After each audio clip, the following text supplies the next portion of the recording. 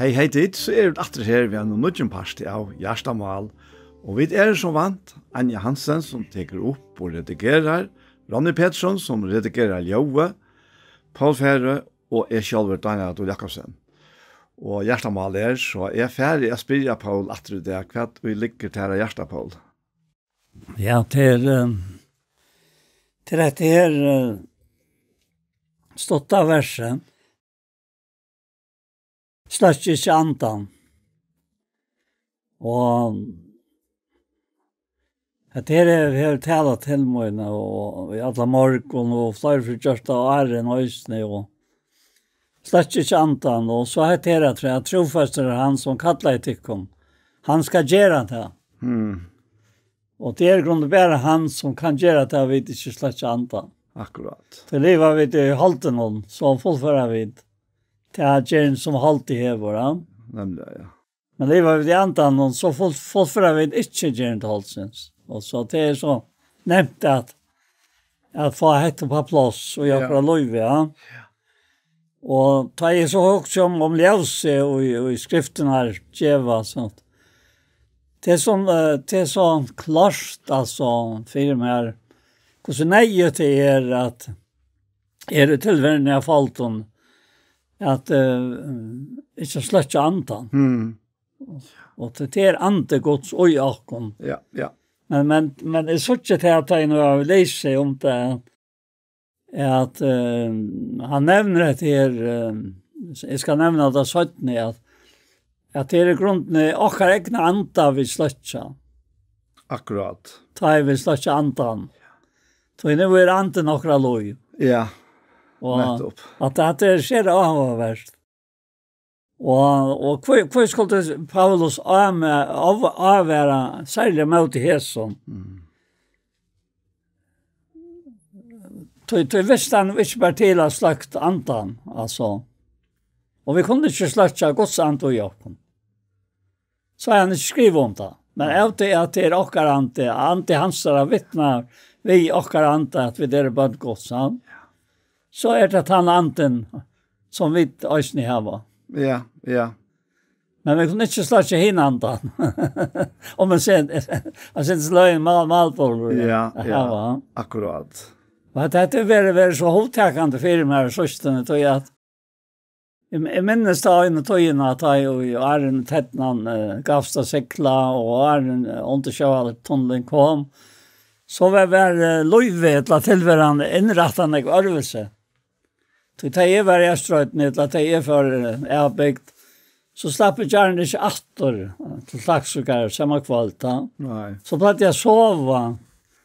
Og særlig han jeg øyne tøyene svever ikke svars i några gøtter. Han som körde vind och orar. Ja.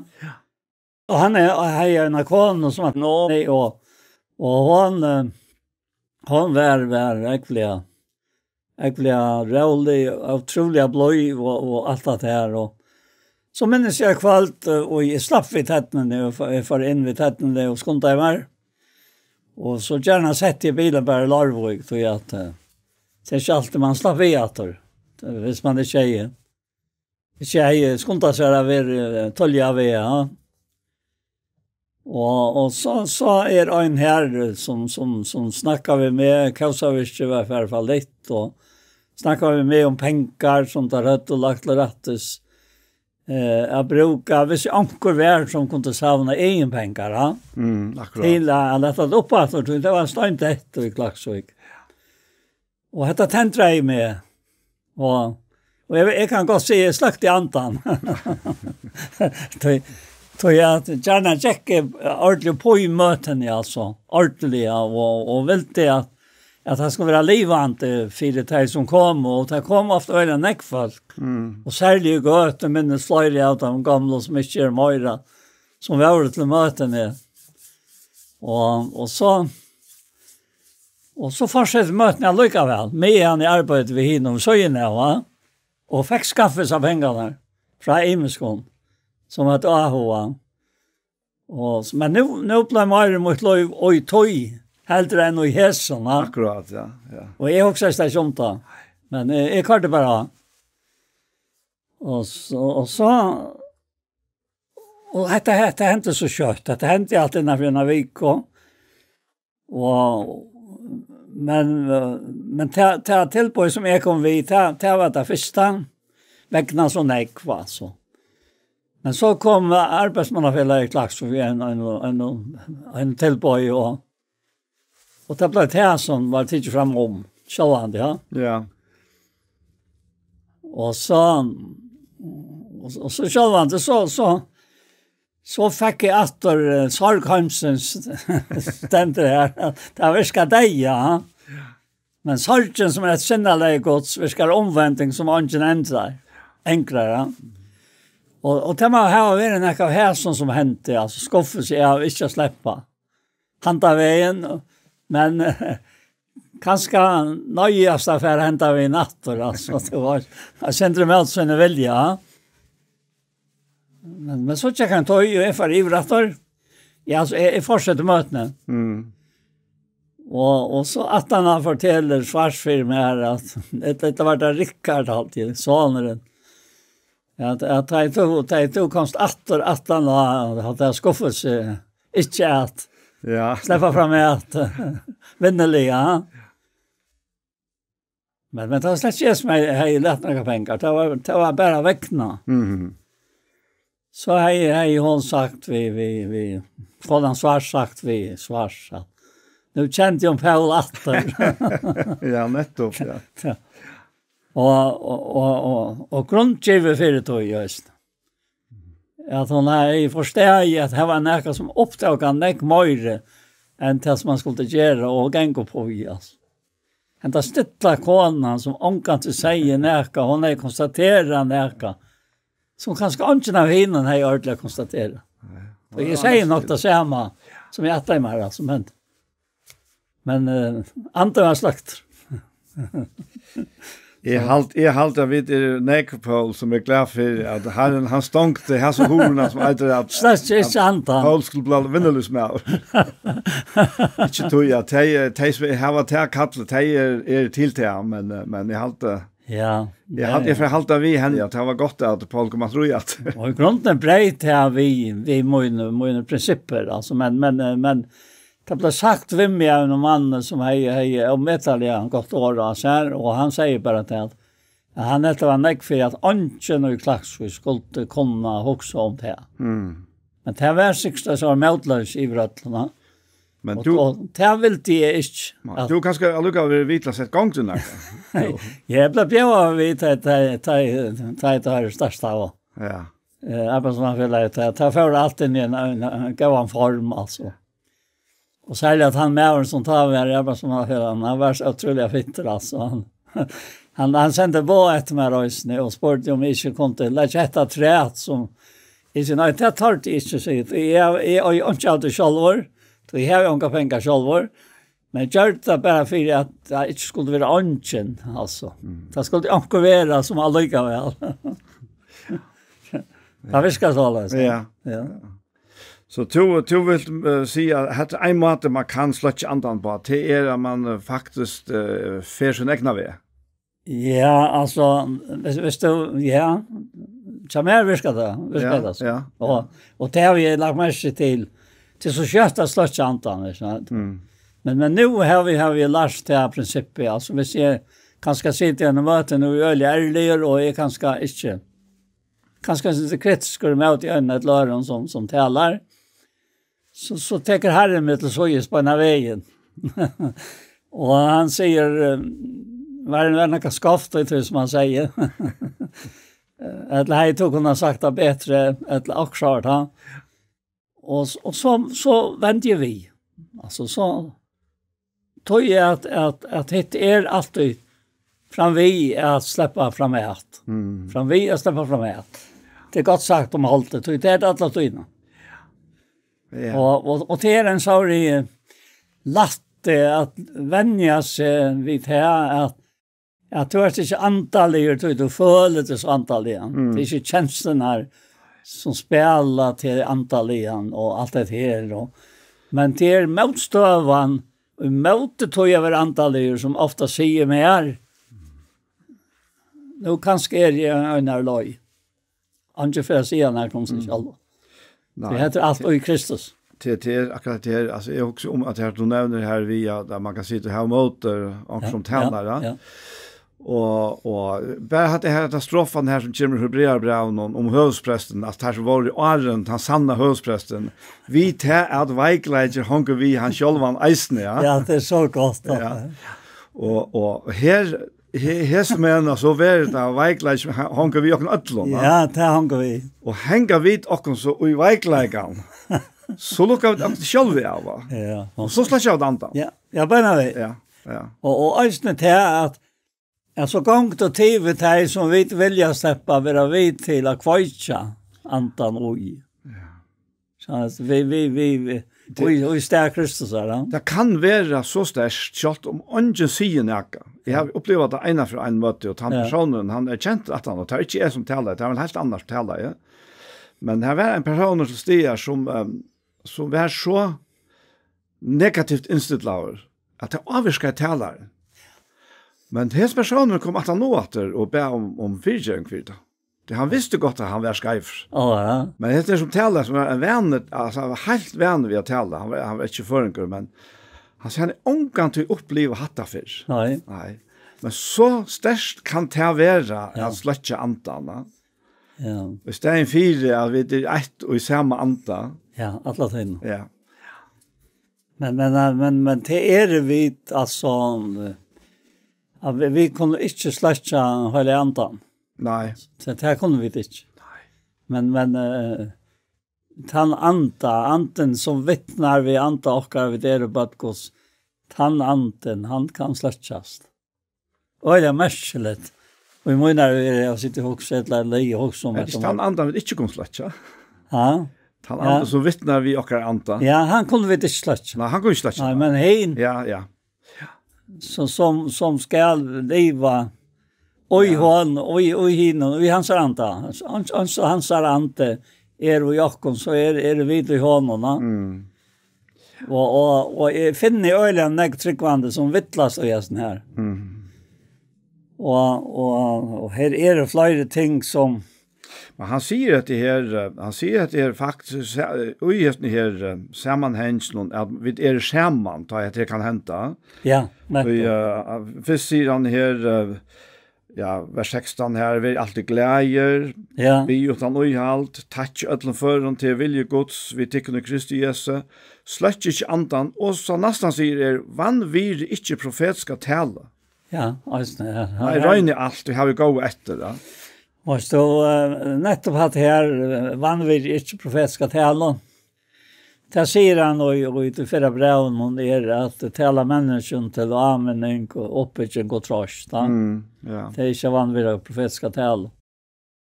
Och tog hevet han, akkurat han tjänastan, det är öliga när mojnen nägav. Att man vitjar. Och tajt så färta möte jag lusta. Att tack nu vi öllon tog alltså som man ser ösnä röna allt att gå efter det här ösnä här inne i mynden ja. Och ta det här så sitter och lustar och till årgott som vill tala och tog ganska dömt inte vara i antan någon ha alltså nu efter att du inte släcker till en egna anta. Tog det anten som talar. Akkurat, ja. Men tog helt det inte vara i andan någon. Alltså det kanske mer är uppjöja. Och du kände att det självarna. Så är det mätaliga slutningar mycket ta midnattstid. Att ej måjas. Ja. För det gott. Det är man sitter där. Akkurat. Och att alla tar antallig och ävnen inte man kan se det inte till att pröjta sig och i ägablisen och böjna vägen till att vara i antan från att vara och i halten och att vara så där skriv för i öll och det har vi och i mån och dagliga liv till allt. Så vet det sån tryckvand. Och det är med det kött att man för halta vid ögonen och halta hand och så för man att vi förstår någon in och ett antal.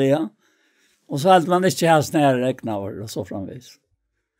Och ta det skoft. Ta slags inte och antan. Ja. Det tar mest inte alla det här.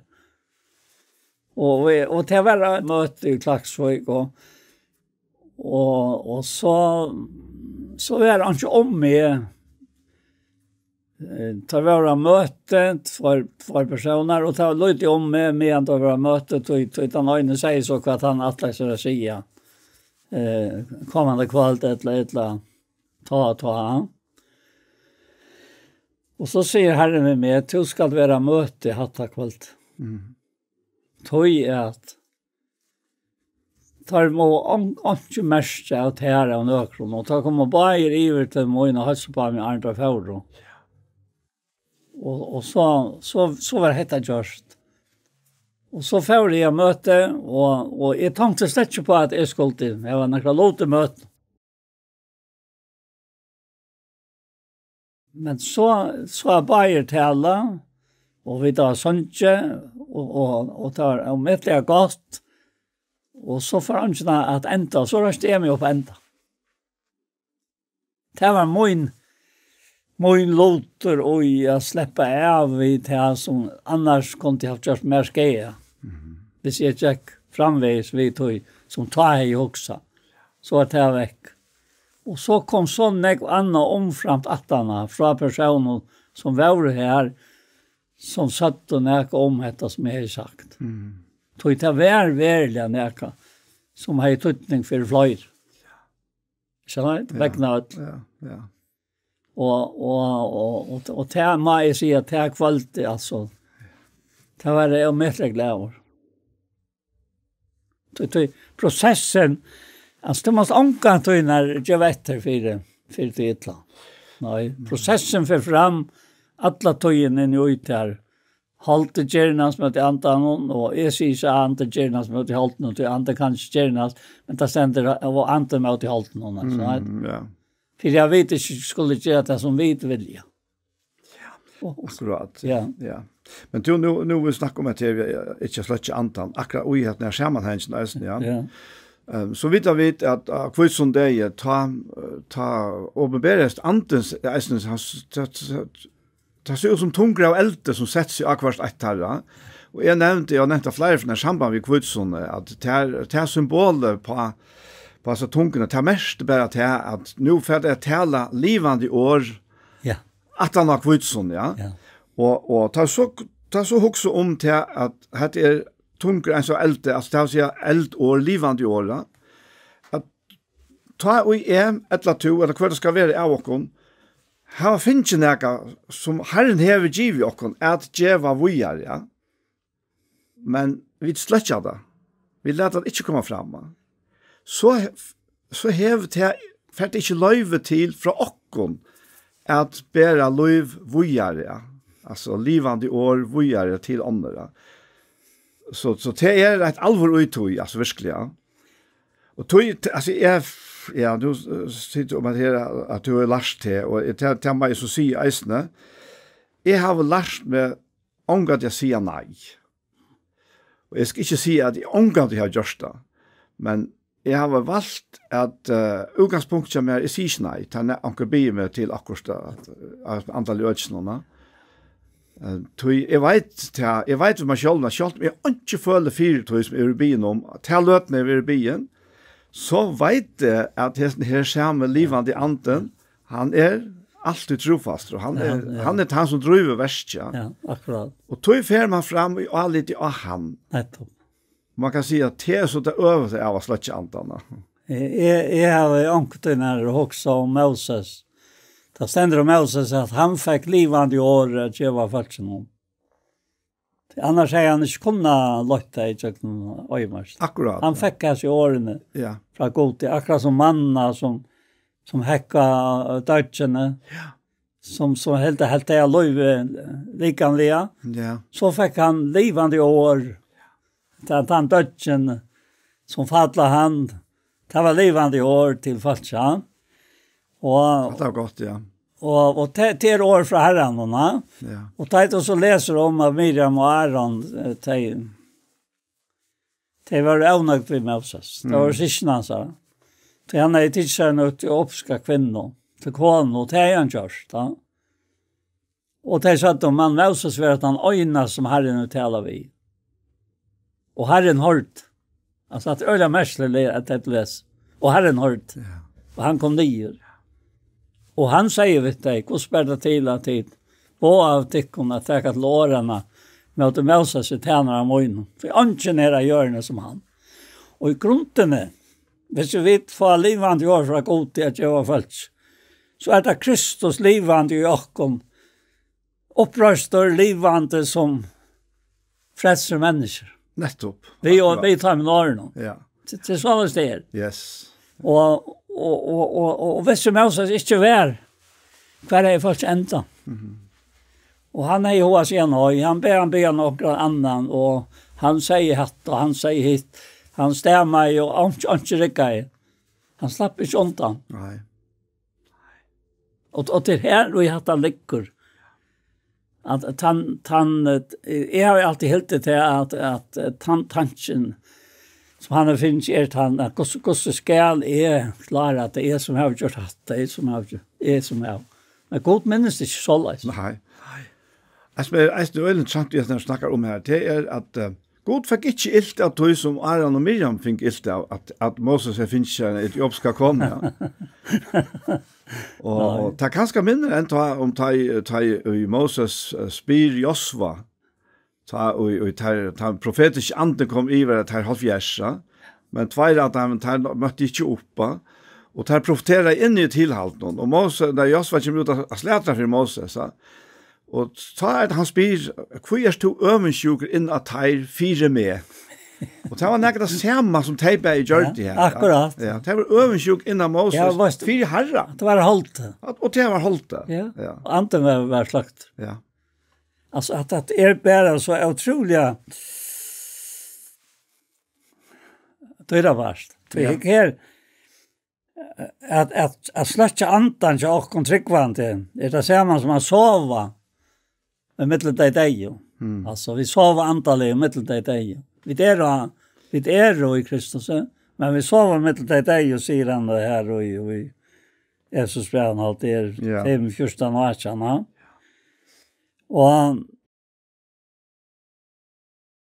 Og Paulus, han er ikke avhæret med til Jesus, hvis det ikke var nøyet at avhæret med til tog, at vi kunne slakke han. Nei. Tog alltid alltid til røyer. men hin er ikke minne til røyer. At være i dokkene. Så til det samme, og tog til seg i skriften, vakna til svever, og røys oppfrøy noen deg, så skal Kristus løse til her. Så Kristus er alle tøynene myndene. Aktet du vel etter hvordan ditt liv var, ikke som avvis, men som vois. Og kjeipina lealige tog ideaner er og ønder. Vere tog ikke darar, men skilje hva vilje Herrens er. At det er brev 5-14 låtsarna. Og så leser vi om å være edru og å være vært. Det har vi til. Ja. Vere tog ikke darar, men skilje at vilje Herrens er. Ja, akkurat det er det. Jag minns en äldre handverkare i havn som vi har restaurant för när vi gör. Jag arbetade tjej i havn haft ni att ta mitt i forskningarna. Och när jag plattade arbeta för Johan Eisne som handverkare. Ja. Och så hej ankers borsten här. För att han nu gör det, visst han as pappa han gör det vröl om akkurat då. Så har han så svär att det som han så flentig att han tar spel i bara slöver så. Ja. Tar spel i bara slöver. Ja. Och det är ju finnas att lära i mänskliga förhållanden att ta krävs då. Men faktiskt är det som ligger just där att vi tar inte där spel inte slöver. Ja. Inte omskilt och vi att vi skiljer inte. Nej. Tror jag att vi egentligen inte vilja skilja. Vær det ikke der, men skilje hva vilje Herren ser. Og så nevner han, ikke drusjen av vøyne ut i spytling, nei, lete til å fytle av andanen, så til tala hversel anna ved salm og låssangen og andalige vøysen, Sinje og spille for Herren i hjertet tikkere, og takke alt det gode i ferien, og for alt i navnet Herre okkara Jesu Kristus. Og jeg mener, det en øyelig måneder, og nå sier han ikke drukken av vunnet, men det kan være noe annet som en fytling, en negativ fytling, ja? Og som så altså, skapar baskleika heller enn noe annet. Og i mån til det her som han nevner, nei, let ikke fytle av andan, og så alt det positiva som han så nevner at han har. Helt annan standard. Ja. Så hetta vi slett ikke andan, det hever nækka vi okkara, vi skifter middelen okkon som tryggvann mennesker gjør. Ja. Jeg har alltid fortalt det en av frilinten, jeg tar en tøyna så tar jeg vidt bæg i vårt lærbøysan, og så platt jeg renn om han å kjøpe døver av oss, tog jeg, på vår skola. Og så renn jeg om han det, og jeg sutter med over atlas inn i bilen. Og så til en skjerme, så fer han fra bilen natter, og jeg sutter han atlas til møyd, men jeg frøstes til å fære inn i handelen. Utan att gå. Tojarskontor, ja. Och så väntade jag natt till bilen och ta blöjklockor. Och jag lev ut och ut till mannen. Och här stod vi så. För på första och hinnemännen. Och vi stod oss här vid hans här bilen. Och det som man ville var att han var blivit sjuk och ta visst inte väl vi och vi kunde bena på en. Så stod vi här och bär för det har lagt till nekvar otroliga goda löter. Alltså. Så tar vi vårt förbotjar och mamman dög ta och hon kom och var kyrkfolk och pappen kom på testa och så fick jag båta i honom att dig om vi inte kunde komma och snacka ut här. Så Øystein skulle vara en pastor och Jesus. Det säger självande ja till. Alltså to anar onkan tøyn har det de mest rätt här. Att en vill näck. Vad det ber in i husar. In i en familj och vad det avrikar det du inte vet göra. Du vet det sett till att Paulus säger är planta i och Apollos vattnar men god gavväxt alltså. Och till att han säger verietro vid världen, ha. Ja. Alltså verietro. Alltså etro vår låt dig fettla att jag nu ska ta att överrättla. Men det är för vi är här. Akkurat, ja. Ja. Och det kan det onkan till tacka gott nog för det att han gör det till. Ja, men det är så att döma om att släcka antan. Det är att döma att släcka. Kunde vara det här, ja, så för. Det kunde, ja. Ja. Till anten som han säger en affär när om tassmannen att han täcker alla töjna av Kristus och ger det här uppgifter och allt det här som ska till. Ja. Han har någon annan att tacka av att han är tassman och han sa vi antan och jag. Att det är helt övermyntligt och fantastiskt. Det är det som ger alla månen alltså. Visst nu allt det här var. Vi tar ju en tjocka bok som är i Bibeln. Här den dröjlan är ja. Men hvis livet ikke okkom var, at vi utfra okra egna viti og forstante, og ongon øron, skulle det rønt å snikke okkom en religion bors urtøy, og det har faktisk jo vært gjørst på nekva matar, men så var det ikke liv. Så var det ikke liv. Nei. Det fruktarslest i seg sjølvåna. Han sier det også så vel her, for at det er så noen grad 5-8 touch, at men vidt, og jeg høyrer det gjennom tid. Lät jeg også være etter, og jeg lät den brinne og troer henne, og kærløkens, og vennfredsene som kjall. God er vi jo ikke at lakken til røye, men til å vinne frels, og vi har akkurat Jesus Krist, som døye for oss. Jeg vet om vi värst eller sova skulle liva samman vid hon. Och det nu. Ja. Liva samman vid hon. Ja. Också där. Det han sa så och han har ju lika med att han har vet kommit att känna han. Han säger vet det dörrkäpt och det är detta som gör det alltså som döjer för jag för jag vet om vi vet att sova skulle leva samman vi honom. Akkurat. Ja. Jag kan också om detta vers i Rombrand 5 kapitel. Här man säger här vers 16 är rådde dejen att det fyra fall hins eina. Vi hinon eina. Så skulle menga meire tei som få iverflow nøynar og rattvise skaunar roa og i luivenon. Vi hinon eina Jesus Kristi. Altså her i luivenon. Her i luivenon, ja. Og det er så øyelig moner da. Altså, det altså jeg vil underlagt til som hever vi deia og bann og fall at gjøre. Og så hinveien, altså at få seg iverflowen av nøye og rattvise. Ja. Og i tog roa og i løyvenon. Ja. Sammen vi i honom og i honom. Ja. At det og hette det hans løyve som atle okkon som tryggva. Ja. Og det et så valgsigna løyve at ja, her man kjent det og smakket det, så ikke annet som smakkar. Det er nettopp her som smakker den, som hever så utrolig nekvar etterlukningar, som vi kunne blanda vi, ja. Til kjenslene og vi synes vi tar den og i kjenslene, vi glettesmenka stund, og i ødna av røyom varum vært at utsikk grunt. Og så framveges, altså jeg kvolte ta i kjente min salvar fru i selv, da strøy jeg at det vente, så får alt mot møtested, det er for bare. Så det en så trygg grunn. Og øyne det her, som han sier her, amene tøy hver annan, og oppbyggje hver annan, som det øyne gjør.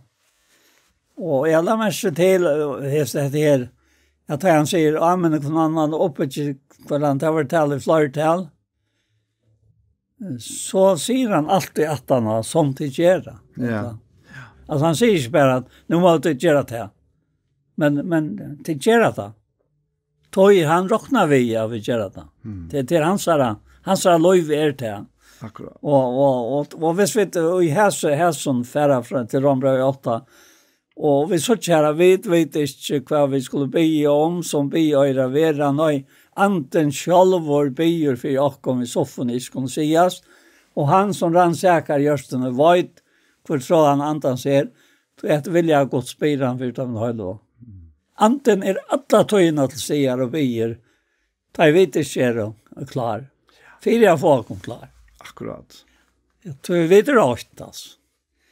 Og tøy her, Jehova spør kvoi. Tøy at jeg ber til å leve frelstor i andan, utan at svalaløv mot halka Kristus og lika med øysene. Tøy vi leser i 4. Thessalonikerbrev 5:23-24, og han selv var god friarens, heila gjerne til knall som det og måtte bæge ante, sval og lika med, her stendte ante ved lytlån. Ja. Og det det som gjør det til at de fengar denne tanken her. Måtte bæge sval, måtte bæge ante, sval og lika med tykkere ved værvått, fullkommen, avlastande, og i kom her okkara, Jesus Krist. Trofast han som kallar et ikkom. Han skal gjøre det vi. Og at det her. Han skal gjøre det. Han skal gjøre det. Ja. Han skal gjøre det, ikke to. Altså, året ligger en plan som alt menneskelige, selv om vi mennesker og god arbeid i okkom, utestånd, tog vi og enderfødt. Og det huset her på arbeidet til at han han som nå akkurat lov. Ja. I for godt, alle tøyene. Och han ser inte det gamla livet alltså om skälter sig att han ser allt väl. Men han det är inte det som han ropte inte vi. Nej, han råknar inte vitt då. Nej, han råknar inte vitt. Pura rätt. Han delar slett inte på i. Ja, här i 4 Korint 3. Här tar han om att göra bitcha. Och han säger här att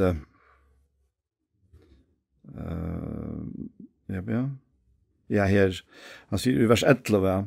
Jag tackar vers 12. Han säger att det är något som är given här som vi så bitchmästare lagt grundna och andra bitcher av henne. Men en och vers 12 till kvosse han bitcher av henne. Era grund kan du ikke legge en henne i løgter til Jesus Kristus. Men, sier han, om nekar av hesa grund bygger vi gudle, silvere, døyrosteinon, treje, hodje, holme, så skal komme a suttjas kvose versk eins og kvars dævren skal vise til at jeg har vært åpenbærer i elte, og kvose versk eins og kvars skal eldre røyna. Hver versk jo ein har bygta grunden av standande skal han få løn, men hver versk eins kvars brent opp skal han misse henne, selv skal han tåre frelstre menn som gjør noen elda. Og her har vi så hoksa, jeg har nevnt det før og lengst i eisene, at vi har, nek mennesker har at han tanka, at vi så ena fer kommet i rom, så fer god å hitja filmen og jøknen i okkara loiva, og så får han løn noen etter toga. Men nu har vi finnes det sinte vi klippa begge ljøopptøker og eisende filmsopptøkere. Det som jeg har lært vi at klippa, når det er mest vi ljøg og sånt, det slums for nek harskar og feiler og sånt. Og det vil jeg si som vi så bitchemester, at det klipper i borster og kvar vekk. Jeg lät ikke det standa. Jeg fikk ikke bytt på det og kassera det gaua, og så sendte alle feilene og harskene, hostene, snusene og alt det. Og det ser man som god gjør. Han teker og brenner til borster som ikke kan brukes. Da. Og så det jeg har spørst med sjølvan. At ta og nå min filmer ved spalter i himmelen. Så vet jeg at alle feilene klippet vekk. Men ta i det hent at alt brent opp, som man sier her. Ta det spyrir meg sjálvan, hvordan lenger så filmer som etter det i mitt liv. Så det vil bare til standan som han sier her, at det som stender røntene, og det som stender røntene her, det bare at han ekta er væren. At det sier han, det som han nevnte her, men om nekar hesa grunn bygger vi gudle, silver, døyr og steinon, at det sier alt det tåler elden, og så nevner han målsetningen tre i hodje holme, og det brenner opp, det bare borster. Så jeg kjenner ikke øtta og fordøming og just ned, men jeg vet det, at det som jeg har gjørst i holden om, det borster. Det ikke omgang du fyrir at det, men det eneste som vi tar vi okkon herfra, det det som hever hette her goddommelige vire, god silver, døyre steinere, antallige tall. Jeg har hørt å si Sankre sier å sæla, jeg vita, men jeg har hørt å si å sæla, det vita. Ja, nettopp. Å sæla fjalta loj. Han sakra hånd mer helt fast om avkjent spåret støy. Ja. Men, og så sier han, men det heter han løyer, skjønner. Men undertøyne sæl og det to løyer, altså. Min sal fri og glede, så det han løyer, altså. Akkurat. Alla tøyne, da min sal fri og glede. Han løyer og fyllt seg hånd og kvøylig, tog synker sal, men det og det, han vøyt. Han vøyt, men vi. Så godt etter han vøyt. Ja. Att han teker det på sjur. Nettopp. Ja. Ja. Jag har inte standard ja. Ja, men långt här i Löven och känner vi siktningarna av dyra bära. Och då säger han här för att det är så långt bra 5-6. Lät jag kom då inte sova som hinne. Nej, lät jag kom värtsa och vara edroar. De som sova sa ju om natterna och de som dräckade sig drutchen ner och drutchen om natterna, det läste jag han. Men vet du höra det något till att det också vara etro och illa att den brinner och troarinnar och kärlekans och vänfrälsarna som kjalm. God har ju inte atlaken till röje men till att vinna fräls och vi har och Jesus Krist. Som döjer för Jakob för att veta annat vi vet att sova skulle ha. Liva samman vid honom, att det var det som nämnde i Jan igen. Ja. Och amen tog kun annan och uppe till kun annan som det då ska göra. Och så ska jag ända vid häsen här. Så jag har en sån virring för det. Det kom nämnt det där börjar vi alltså som jag har sagt det här. Och jag är så glad över att det fick det vita vad de har sagt. Vi ber att det kom brövor. Vi att tej och i arbetar med tickare och fyrstov med tickare i herran och amena täckom. Och jag sätter tej i stället för att ta i det här tyckte jag var särskilt hån henne. Sätter tej och i kärlöka äckvälliga högt för verkstorra. Halte fri kvar vid annan. Og suttje til at ånden lønner ilt vi ytlån. Nei, gjør det kan avmerk for alt jeg gjør det som godt Bæg møte for høren. Og møte ytlån. Vi alltid gled, etla gleder. Bæg åttan og i alt og tatt ytlån for høren. Til vilje gods vi tikkene Kristi Jesu. Og sletje ikke andan. Man vil ikke profetiska tale. Nei, røyne alt. Og her vi hitt gåa etter og halte tikkum fra ötlån, hvordan det så ser ut.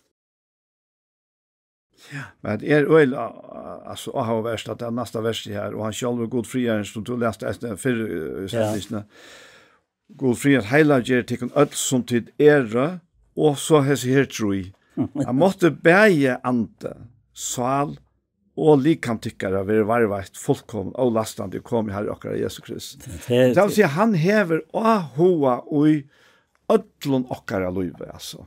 Alt det som hever vi okkara luive gjør, bæg anta, sval og likam. Det vanten tann at du skiljer okkur av som bort fra til egna gag. Og det det som ikke var hendt. Nej, att det man kan säga att det här vi känner svian av livnon tar vi gör det men hans har inte att fullkomligt inte för okkon för okkara bästa. Det är visst var signat. Det är bara så avlukt inom. Ja. Så det nämnt av vita. Ja, det akkurat det. Ja. Det akkurat det, altså. Ja. Det som øyel og har vært uisne, det er sånn hvordan Paulus, ja. Hesten forfylkjaren, hvordan han blevet brøtter fullkomlig til å uttrykke hesten her omsorgene som kommer ur ferie hjertan og i himmelen. Og hvordan fullkomlig brøtter forvandler han som menneske. Og det vi her som samme anta. Vi är sån åre och vi är sån anta som har mött det här. Att Damaskusvännen och som brötte luslai hansara. Och att det också med det att hansara luslai blev brött här. Men nu sitter vi här och här för att vi har sent. Och detta kan eisne bliva en löta för onkran. Kvar och leien ver brött. Kausa ver lagt annan väg. Och det är ju det som vi, samman vi och oss år här, vill uppmuntra till. Till här är signingen ligger alltså. Ja, visst då samman ber apostlar så en tjej. Och så är 8 och så kommer något till tar Paulus möter Kristus. Ja. Så jag vet öjda kontraster en man som sa till att en andar då stöjna vår och talade kläderna i tjärna vid fötter hans här. Och här stod han så och hälsa så han gör rätt. Ja. Och så för han långkara löj och det är nog det första vi tar om att han framvisat frost i höster och mår. Mår möter. De som har till vägen, no? Ja. Och era väg. Och så Kristus här. Får månte Herren lät att han uppleva hatta till sorst alltså. Det må jag ha talat till. Nu så inte Jesus stanta. Alltså han har hört allt det här. Ta Stefanus. Ja, Steinar. Ja, blev stannar. Ja, han ber om Herren har fyrt jag var tajmon. Du tar vet inte vad det gör. Visst ska det göra då. Ja. Det är öjla stärst. Det är öjla kontraster och jag snär. Ja. Alltså mavon. Ja. Löven hon. Hvis vi kunde kalla det löv alltså. Ja. Alltså Paulus är väldigt helt omätlig här. Han huxar om akkurat det här att han är vittne till att det är en personer att han säger akkurat här åren här. Och att han fer på handamatan strålande in i dejan. Och Paulus själv är ganska hörs orsök till att han dör. Så han vill väl herrer. Men han fick så vita att han blev mött av Damaskusvän att han var där härst att sparska mot åttonån. Ja. Och ta klarar han inte mer. Nej, här var det alltså i sig. Ja. Och det visste Wojciech väl, han visste att han hade sagt det. Men han vet att det är nu sakta. Då han spelar på det mer. Ja. Och han säger, är Jesus han som du sa inte det alltså. Ja.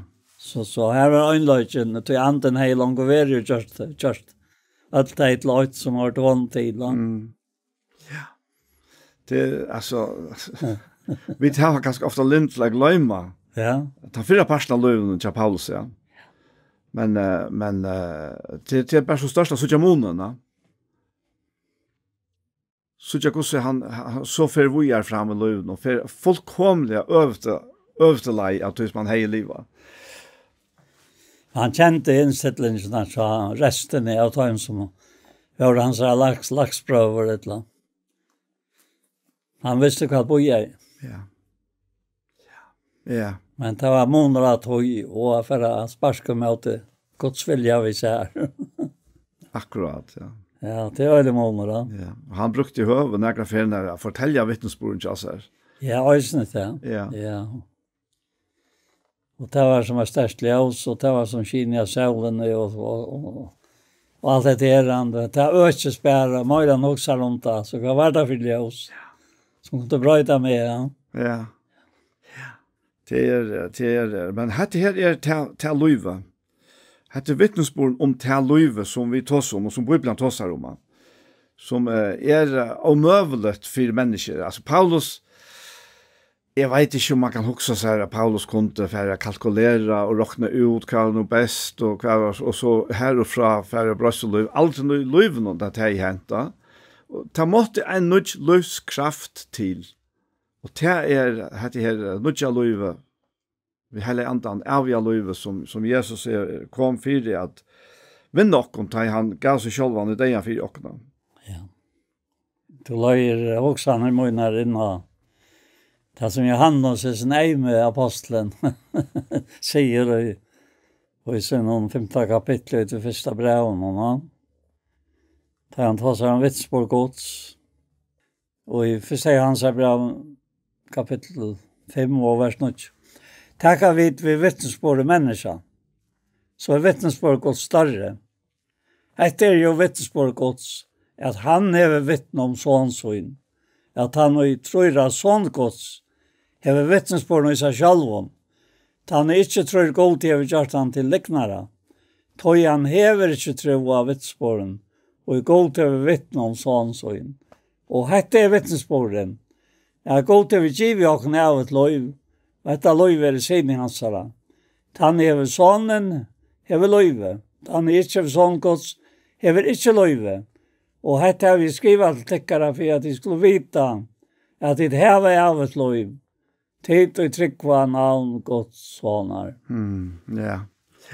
Ja, det är en standard. Att det kom till att nämnde om det som nu lusta och möjliga. Ja. Lunchast och så framvägs. Ja. Så det stämmer allt, pura klart. Ja. Att tacka jag. Ja. Och det är så välsignat det är att locken ödlon. Det är ungen är sätter ut sätter utanför det men en och kvar som lunches då. Och inte att här löve så är det tillgängligt. Ja. Tryck var Jesus Kristus. Lyda han. Ja. Det är och det är kraft i honom. Det som Paulus säger här i Rombrand att du skammas han inte vid evangeliet tog att han vet att det är kraft Guds kvargen till frälse som tror. Och det är akkurat det och det är Guds kraften som vi har bruk för det. Och som vi inte kunna förtjäna någon på någon som helst måte. Vi kunna omgående förtjäna poäng fra gode vi är røyna hettar eller røyna att göra hattar arvus och så vidare. Men helt einfalt att sätta sitt alit av Jesus Kristus och bara känna att hans kraft tegriver. Det är bara så välsigna. Hur några lägga chat på? Nej, nu alltid att det var morgon tanter.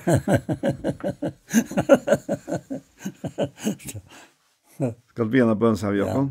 Ja.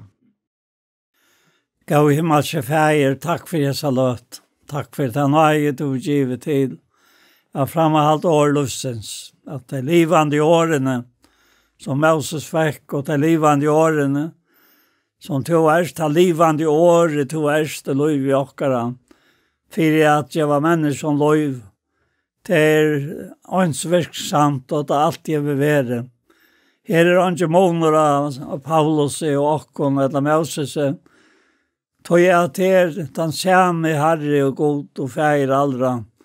Så livet så et lov og i okkara bjørston. Vi sin egna kærløyga. Og herre, leta flauta ut, leta verilega. Tala til mennesker og i hese tog. Tog vi merskja til at ikke røkker åttan tøyt sinnale. Og tøyt hjertale, som Paulus sier, samme sinnale vær i tikkon, som vær og i Kristi Jesus.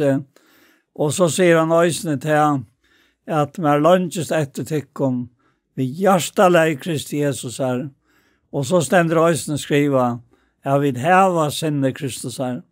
Her i hetter til som frelser, hetter til som fer innom alt det her og kalta, og til vi vekk, og ur egen gods, til Kristus kommer inn i stein 4 i alt det, som vi er så ønt, og hevne samt og i liv i okkara. Takk for det, og takk for det. Hesa løtene sammen, og i Jesu navn, amen. Amen. Så var hesen pastor av Gjerstamal kommet enda, og vi får takka for jokken. Og vi er Anja Hansen, som teker opp og redigerer, Paul Fære, ja, og la meg nevne Ronny Pettersson, eisen som teker seg av tusen jeg vil gjøre, Paul Fære, og jeg selv Daniel Adol Jakobsen. Tusen takk for hesfer. Pastor av Gjerstamal som her var vært, kan du finne av YouTube og av Iktos Sjånvarsp. Og her pastoren, han kommer eisen over å lage det ut her, og han kommer eisen over å sende av Kjei Kristelig Kringvarp. Så en annen fer, tusen takk for hesfer.